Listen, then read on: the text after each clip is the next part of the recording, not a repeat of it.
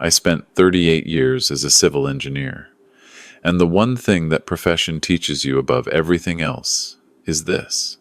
The foundation determines everything. Get the foundation wrong. And it doesn't matter how beautiful the structure above it looks. It will crack. It will shift. Eventually, it will fall. I retired on a Thursday in April, cleaned out my desk at Harmon and Associates, shook hands with people I'd spent decades building things alongside, and drove north out of Columbus without looking in the rearview mirror.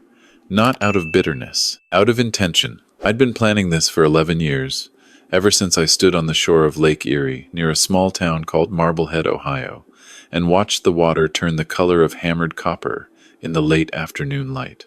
I was up there for a bridge inspection. I stayed an extra day just to sit by the water. That was when I knew. The property took 2 years to find. 4.5 acres on a peninsula that jutted into Sandusky Bay, with 160 feet of private shoreline and a cedar-sided house that a retired fishing captain had built in 1987 and maintained with the kind of obsessive care that only solitary men give to the things they love. 2 bedrooms, a screened porch that wrapped around the water-facing side, a dock that needed work but had good bones. I paid $310,000 in cash, the product of 4 decades of packed lunches, no car payments, and a savings discipline that my late wife Helen used to tease me about. She called it my fortress fund. She wasn't wrong. Helen passed 6 years before I retired. Breast cancer, diagnosed late, gone in 14 months. After that, the fortress fund became something else. It became the reason to keep going. The thing I was building toward when there wasn't much else to build toward. I signed the papers on a Tuesday morning in late October and drove straight to the property from the title company's office. The previous owner had left the dock chairs on the porch, an old wooden pair with flaking green paint that he said had been there since 1994. I dragged one to the end of the dock, sat down, and watched a pair of great blue herons work the shallows 30 yards offshore. The wind smelled like cold water and distance. Nobody honked. Nobody needed anything from me. After 14 months of watching my wife disappear and 38 years of other people's deadlines, the silence felt like the first clean breath I'd taken in years. I called my daughter that evening. My daughter Claire answered on the first ring. "Dad, tell me everything." "I'm sitting on the dock," I said. "There are herons." She laughed. "You sound like yourself again. You sound like Dad." We talked for 40 minutes. Her school, her students, her garden in the backyard of the house she shared with her husband Derek in Akron. She taught 5th grade and loved it with the kind of wholehearted dedication that made me proud in ways I couldn't quite put into words. She asked if the dock needed work. I told her yes, but I was looking forward to it. She asked if I was eating. I told her I'd stopped at a grocery in Sandusky on the way and had enough food for a week. She said she'd visit in the spring. When we hung up, I sat in the dark and listened to the water against the dock pilings and felt something I hadn't felt in a long time. It lasted 9 days. My son-in-law called on a Wednesday evening. I was in the workshop under the house, inventorying the previous owner's tools, deciding what to keep and what to donate. Derek didn't start with hello. "My parents need a place to stay," he said. "Their landlord sold the building and they've got 30 days. Your second bedroom is just sitting empty." I set down the pipe wrench I was holding. "Derek, it's temporary. 2-3 months while they find something. This is my retirement property. I moved up here 11 days ago, and you've got a whole extra bedroom doing nothing. My mother has high blood pressure. The stress of this situation isn't good for her." I looked at the workshop around me.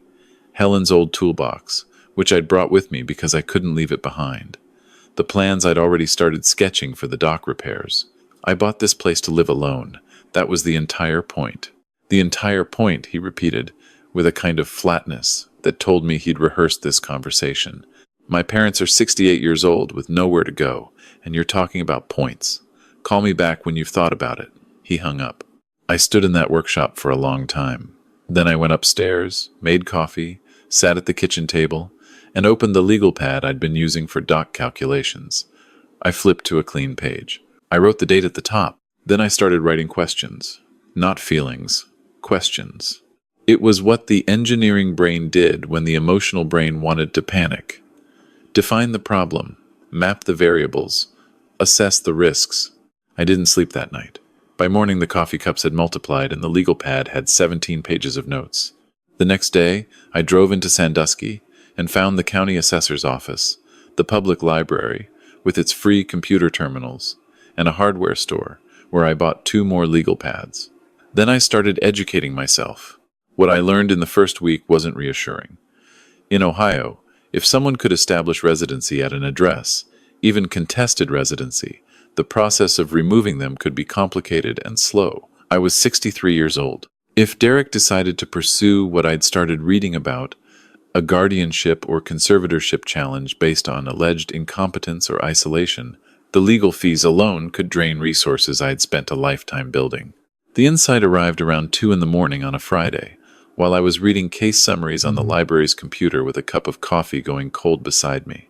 Derek wasn't just trying to house his parents.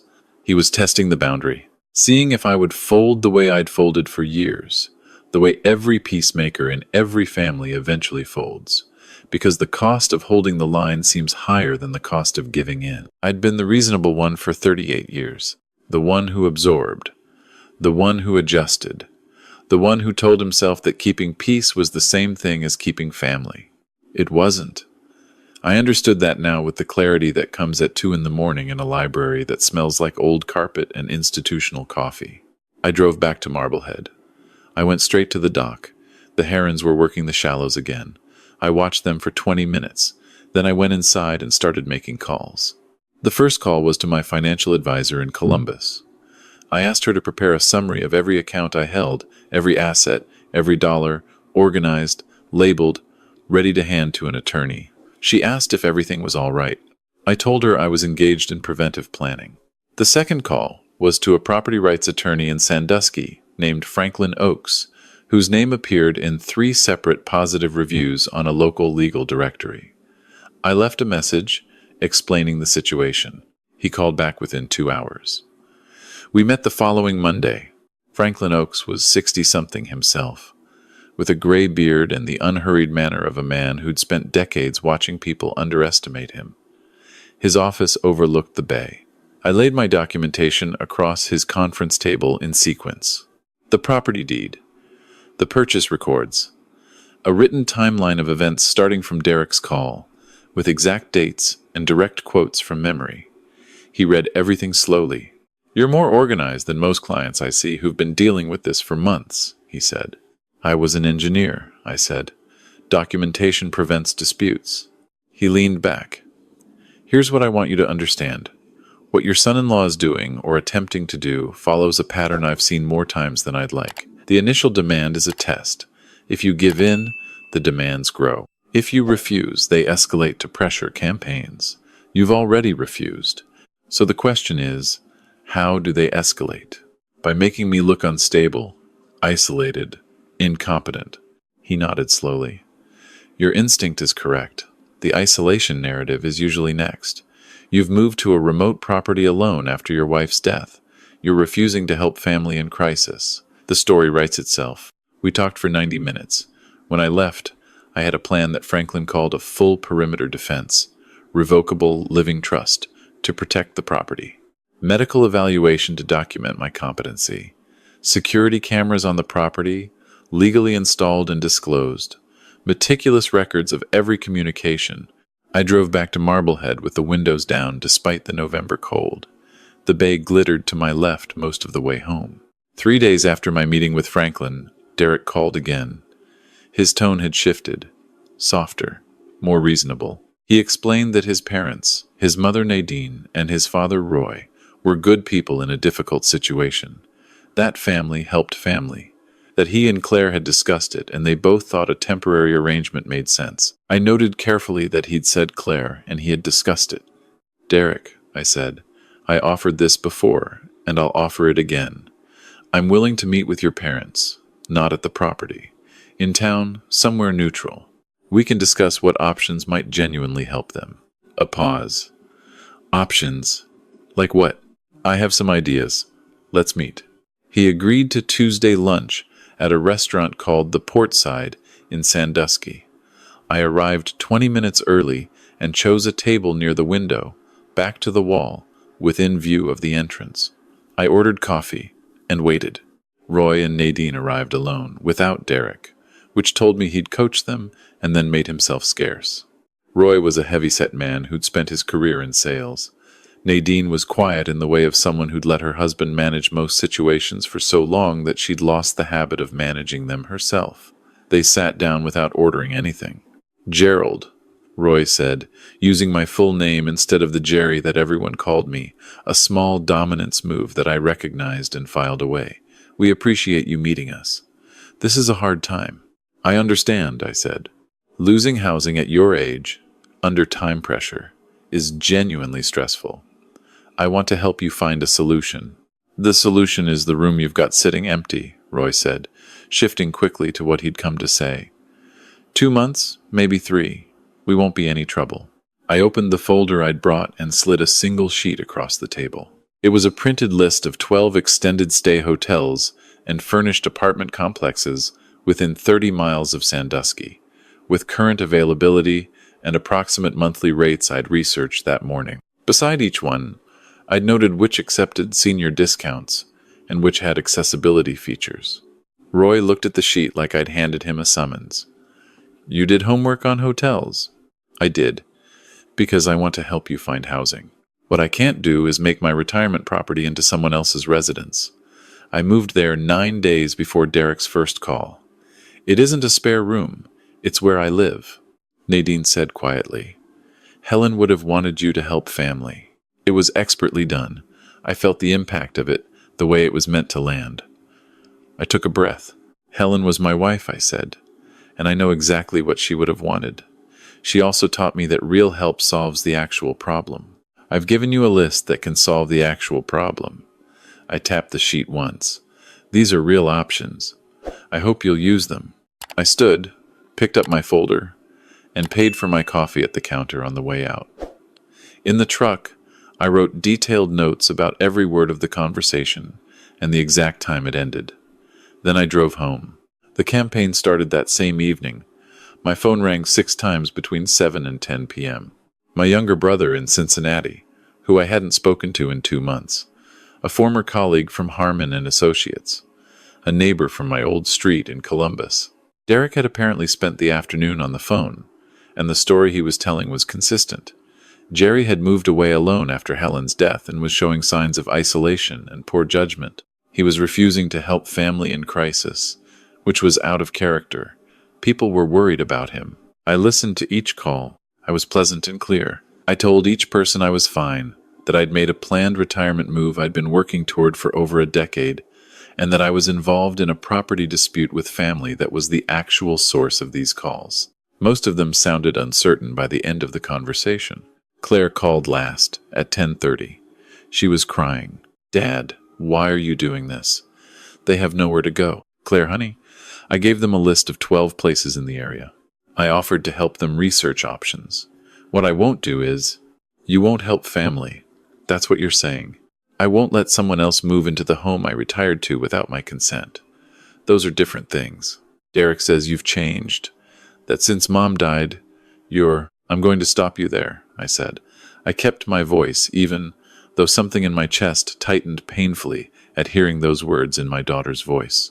"Derek's story about what I'm like since your mother died is Derek's story.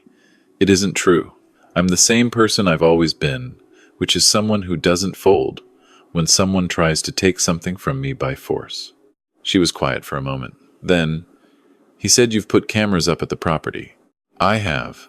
Legal security cameras properly placed because people I don't know were planning to arrive at my home." "That sounds paranoid, Dad. It sounds like a man protecting his property." "Good night, Claire. I love you." I set the phone down on the kitchen table and looked at the bay through the kitchen window. The water was dark. I poured 2 fingers of bourbon, something I almost never did, and sat on the porch in the cold. Somewhere out in the darkness, a loon called once, and then went quiet. I thought about my daughter saying I sounded paranoid. The word didn't fit, but I understood why it had been put in front of her. Derek was smart enough to know that the most effective attack on a solitary older man was the one that made his own family doubt him. I'd been watching him do it in stages. The initial demand, the family pressure campaign. Now the narrative of mental decline. The next morning, I called Franklin from the dock. They're running the isolation and instability playbook, I said. Faster than I expected, he said, which means they're more desperate than they're showing. How's your daughter? She's being managed. She doesn't know it yet. Then we work on 2 tracks. We protect you legally, and we gather the information that will eventually make the truth visible to her. What do I do right now? Get a medical evaluation. Proactive, comprehensive, documented. If they try to claim diminished capacity, you want a physician's signed letter that predates any challenge by months. I drove to the county medical center in Sandusky the next morning and asked for an appointment with Dr. Sylvia Marsh, the internist I'd selected after reading her background. When her receptionist asked the reason for my visit, I said exactly what I'd been advised to say. I was 60, 3 years old, I owned property and managed my own affairs, and I wanted comprehensive baseline documentation of my physical and cognitive health. Dr. Marsh was direct and unhurried. She was in her late 50s, with the particular competence of someone who'd spent decades practicing medicine in a mid-sized city where patients needed doctors who were actually paying attention. I explained the situation clearly. She nodded with the recognition of someone who'd seen it before. Elder financial exploitation cases often start exactly this way, she said. The target appears voluntarily and is documented as incompetent after the fact. You're smart to get ahead of it. The examination took 2 hours. Blood pressure, reflexes, neurological screening, cognitive battery. She asked me to repeat 5 words after a 5-minute delay. I got all 5. She asked me to trace a complex figure. I traced it accurately.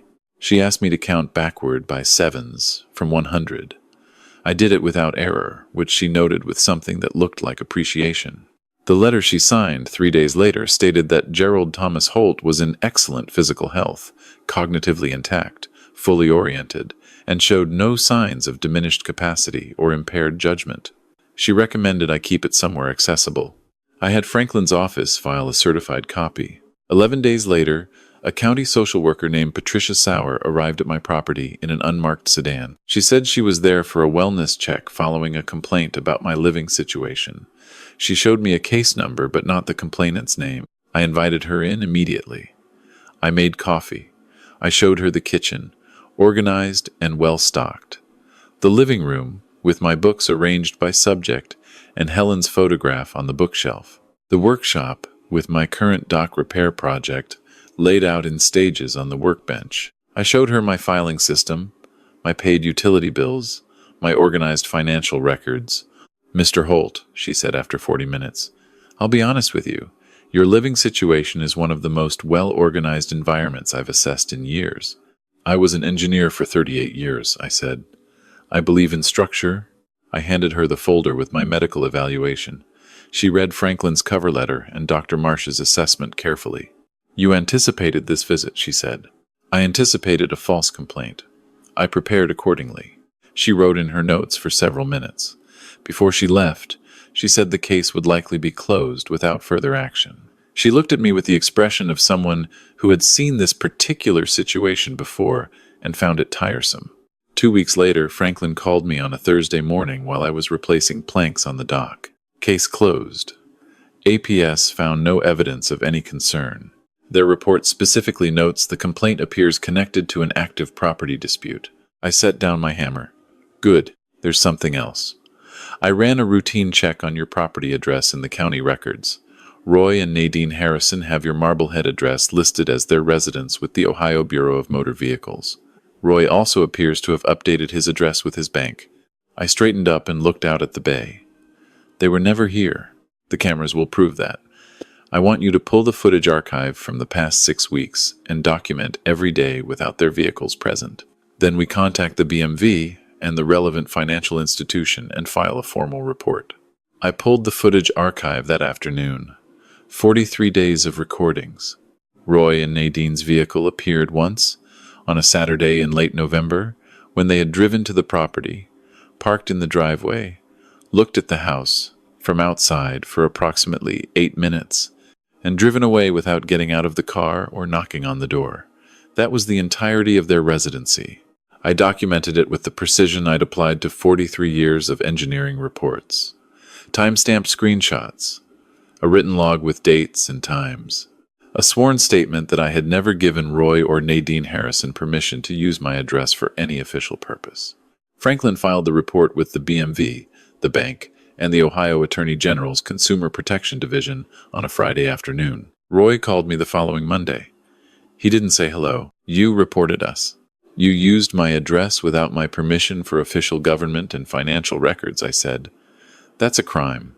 I reported a crime. Family doesn't do this to family. Roy, you're not my family. You're my son-in-law's parents. You are welcome to visit with Derek and Claire. You are not welcome to commit fraud using my property.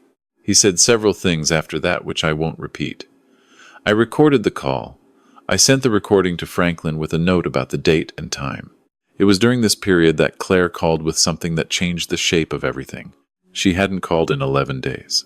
When she did, her voice had a quality I recognized. The quality of someone who was exhausted and had finally stopped managing their own emotion. Dad, Derek asked me about your will last week. I went very still. What did he ask?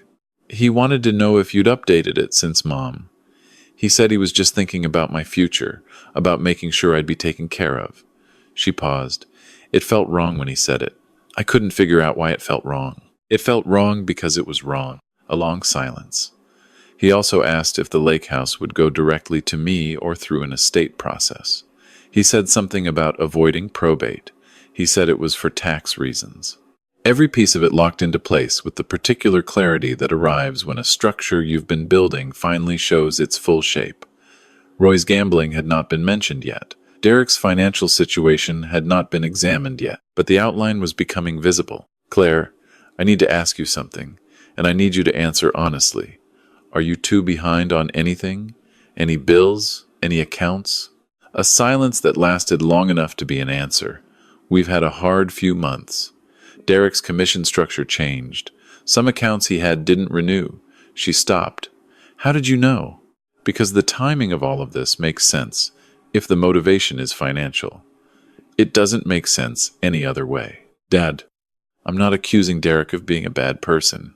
I'm telling you that the people we love can do things driven by desperation that they would never do otherwise. I've been watching that desperation since his first phone call. Now I understand where it comes from. She was quiet for a long time. Then, in a small voice, What do I do? Nothing yet. Let me do some work, then we'll talk. Franklin, when I told him about the conversation, was quiet for a moment. I can pull public records on their property in Akron. Mortgage status, any liens. Do you want to know? I want to know, I said. What he found took 3 days to compile and about 45 seconds to understand once he'd laid it out.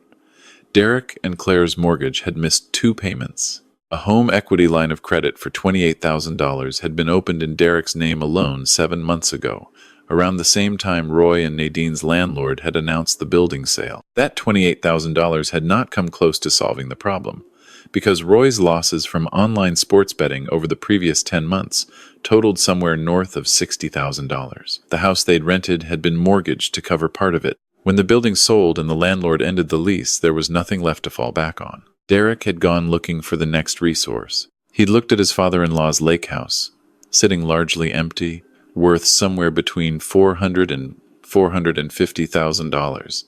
Now, that property on the bay had appreciated since my purchase. I sat on the dock for an hour, after Franklin walked me through it all. The bay was gray and cold. January had arrived the week before, and the herons had gone south. I thought about Derek, who in another version of events was probably a decent enough person who'd watched his family's situation collapse and panicked and made a bad choice, and then another, and then another. I thought about Claire, teaching 5th graders in Akron, while her husband was quietly taking out loans against her home without telling her. I called Franklin the next morning. I want to protect my daughter's house, I said. Is there a mechanism? He told me about the process for purchasing defaulted mortgage debt. He told me it was legal, it was not uncommon, and it was ethically complicated. He also told me it was the only tool that would give me the leverage I needed while keeping the timeline within my control. It took 8 days and $24,000 through an intermediary firm. Derek received formal notification that his mortgage had been sold to an LLC called Great Lakes Holdings. He was not told who owned Great Lakes Holdings. I called Claire on a Saturday morning in mid-January and asked her to come to Marblehead alone. She arrived that afternoon in a gray coat I didn't recognize, looking like someone who hadn't been sleeping well. I made her tea. I let her settle. Then I put the folder on the table between us. I took her through it in order. Roy's losses, Derek's home equity loan, the missed mortgage payments, the address fraud, the APS complaint that she hadn't known about, where her husband had claimed her father was mentally incompetent and potentially dangerous. She went very still when she read the APS complaint. She read it twice. He filed this, he and Roy, as co-complainants. He told me it was the county, that a neighbor had called because they were worried about you. There is no neighbor. I know every property within a half-mile. She set the papers down. He lied to me. Yes, about this and about. She picked up the HELOC document. Her hands were shaking slightly. He opened this without telling me. Yes. She stared at the bay through the kitchen window for a long time. I refilled her tea and waited. The house, she said finally. You said it was in foreclosure risk. 2 missed payments. The bank had sent a notice of default. When I say your house, I mean the house is now indirectly under my control through Great Lakes Holdings. I hold the debt, not the bank. She looked at me. You bought our mortgage to keep you from losing your home and to have leverage over a situation where I had none.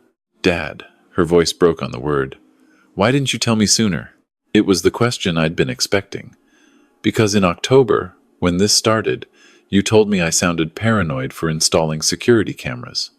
Because Derek was managing what you heard about me very carefully. Because if I had come to you in November with these accusations and no proof, you would have had to choose between believing your husband and believing your father, and I didn't want to put you in that position without the evidence to make the truth undeniable. A long silence. Outside, the wind moved across the bay. I feel like I don't know who I'm living with. I know. I'm sorry. She stayed for 3 hours. When she left, she had a copy of every document in the folder and a decision she hadn't yet made. She made it 4 days later. I was on the dock in the cold when my phone rang. I could tell from the first word that something had shifted. I talked to a lawyer in Akron, she said, a family law attorney. I'm filing for separation. Claire, I know what you're going to say. I know this isn't about the money, but I sat in that house for 4 days looking at my husband and realizing that everything I thought I knew about what we were building was based on things he'd hidden from me. That's not a mistake. That's a pattern. I closed my eyes. The wind came off the water, cold and clean. Okay, whatever you need. I need him to sign the divorce papers, and I need the house to not be foreclosed on while that's happening. Great Lakes Holdings will not foreclose while the legal process is running. I'll have Franklin send a formal letter to that effect. And then what happens to the mortgage? When the divorce is final and Derek has relinquished his claim to the property, I'll forgive the debt. You'll own the house outright. A long silence. That's a lot of money, Dad. You're Helen's daughter, I said. There's nothing that money was ever for except this. She cried then, not the managed crying of someone performing emotion, but the real kind that comes from a dam finally breaking. I listened and didn't say anything useful, because there wasn't anything useful to say. I just stayed on the line. Derek, when confronted with Franklin's documentation and his wife's lawyer's letters, did not fight. He was a man who had run out of moves. He signed the separation agreement within the week and was out of the Akron house before February. Roy and Nadine found an assisted living facility in Strongsville with income-based pricing, the kind that appeared second on the list I'd given them in November. I sat in the county courthouse in Sandusky 3 weeks later for the administrative hearing on Roy and Nadine's address fraud. It was brief and businesslike. Roy had retained a local attorney who negotiated a consent agreement, repayment of any benefits improperly received, correction of all fraudulent records, and a formal acknowledgement of the violation. No criminal charges were filed. I had not asked for criminal charges. What I had asked for, through Franklin, was that the record show clearly what had happened and who had done it. Roy and I made eye contact once, across the hallway, when the hearing was over. He looked older than he had in November. He looked away first. Claire's divorce was finalized in March. On the day it was recorded, I transferred the deed to the Akron house from Great Lakes Holdings directly to her, debt-free, exactly as I'd promised. Franklin called it one of the cleaner resolutions he'd seen in a decade of property law. She called me that evening from her kitchen. "It's mine," she said. "All of it. No mortgage, no lien, nothing. How does it feel?" "Terrifying and wonderful." A pause. "Dad, I want to ask you something." "Ask." "When you moved to Marblehead, were you lonely?" I thought about the first 9 days. The herons in the shallows, the dock chairs with the flaking green paint, Helen's photograph on the bookshelf. "Not the way you mean," I said. "I missed your mother. I'll miss her until I don't. But lonely? No. I knew what I'd built, and I knew why I'd built it. That's not loneliness. That's home." She was quiet for a moment. Then, "Could I come visit? In April, when the semester break is? I've been waiting for you to ask." She arrived on a Thursday with a weekend bag and a bottle of good wine she said she'd been saving for something worth celebrating. I picked her up from the Sandusky station and drove her out to the peninsula in the early afternoon light. When we turned onto the private lane, and the bay came into view on both sides, she made a sound that I recognized. The sound of someone understanding for the first time what a place actually is. We worked on the dock that first afternoon, the two of us, replacing the last section of planking I'd been saving for warmer weather. She was better with tools than she remembered. Helen had been the same way, competent and quietly pleased about it. We didn't talk much while we worked, which was its own kind of conversation. That evening we sat on the porch with the wine and watched the light go off the bay in stages. The herons had come back with the warmer weather. There were 3 of them now, working the shallows in the early dusk. "What's that one?" Claire asked, pointing to the largest. "I call him Admiral," I said. "He's been here every evening since March." She laughed, and it sounded like herself. "Of course you named him." We ate dinner inside when it got cold. Afterward, she helped me wash up, and we stood at the sink in the kind of comfortable silence that you can only have with someone you've known your whole life and chosen to keep knowing. Later, I sat on the dock alone after she'd gone to bed. The bay was black and still. The cold was the good kind. The kind that reminded you that you were present in a specific place at a specific time, not floating somewhere approximate. I thought about the months between October and March, about the work I'd done and what it had cost, and what it had protected. I didn't feel triumphant. I felt something quieter than that, something closer to what you feel when a structure you design settles into its foundation correctly and you know it's going to hold. Helen used to say that the best things we build are the ones that outlast the building of them. The dock, the house, the reason to stay. The person you raise who can sit with you in silence and know that it's enough. In the morning, Claire came out to the dock with 2 cups of coffee before I'd even started one. She set mine beside me and stood at the railing looking at the water. "I think I understand now," she said. "What's that?" "Why you came here. Why you needed it to be this way." She turned to look at me. "I'm sorry I didn't understand sooner." "You understand now," I said. "That's what matters." She stayed 4 days. When I drove her back to the station on Monday morning, she hugged me at the curb for a long time without saying anything. I held on. There were things in that hug that neither of us had the words for yet, grief still being worked through, trust being rebuilt from the place it had fractured, the complicated thing it is to be a parent and a child at the same time, loving the same person from different directions across a loss that never fully closes. She got her bag from the back seat and turned once before going inside. "I'll come back in the summer," she said. "Maybe longer." "The dock will be finished by then," I said. "Admiral will be glad to meet you properly." She smiled, the kind that reaches the eyes. Then she went inside. I drove back to Marblehead with the windows down, turned onto the Peninsula Road, parked in front of the cedar-sided house that a fishing captain had built and loved and left in good hands. Walked down to the dock, sat in the green chair. The Admiral was at his post in the shallows, still and patient, reading the water the way he always did. The bay was the color of hammered copper in the morning light. I drank my coffee and watched him work. Nobody needed anything from me. The foundation was solid. Everything above it was going to hold. If this story moved you, please take a moment to like this video and subscribe to Stormborn Vengeance. Leave a comment and let me know what time it is where you are right now. And to hear the next story, click the box on your left.